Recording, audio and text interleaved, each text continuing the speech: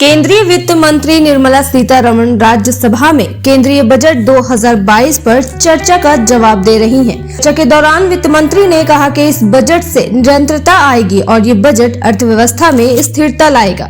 ये बजट स्थिरता की बात करता है। इस बजट में पिछले साल की कुछ योजनाओं को आगे बढ़ाया गया है और वो योजनाएं आने वाले 25 सालों में हमारा मार्गदर्शन करेंगी। निर्मला ने आगे कहा कि भारत में स्टार्टअप के लिए बेहतर सुविधाएं हैं।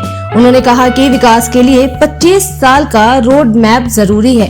हमारा पूरा जोर आर्थिक विकास पर होगा। उन्होंने कहा कि देश में 20 से ज्यादा स्टार्टअप यूनिकॉर्न बनाए गए हैं। इस बजट में तकनीक को प्राथमिकता दी गई है।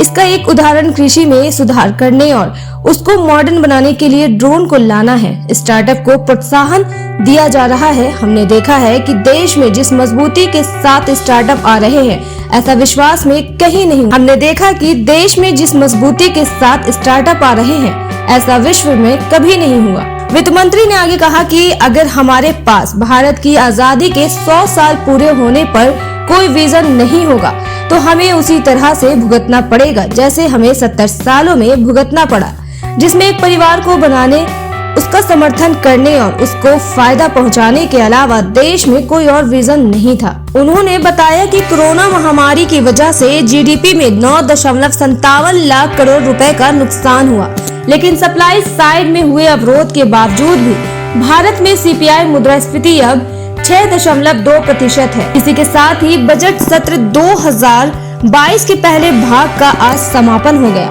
राज्यसभा की कार्यवाही 14 मार्च 2022 तक के लिए स्थगित कर दी गई है। बता दें कि इससे पहले उन्होंने गुरुवार को लोकसभा में बजट पर जवाब दिया था। वित्त मंत्री ने 1 फरवरी को संसद में आम बजट पेश किया था।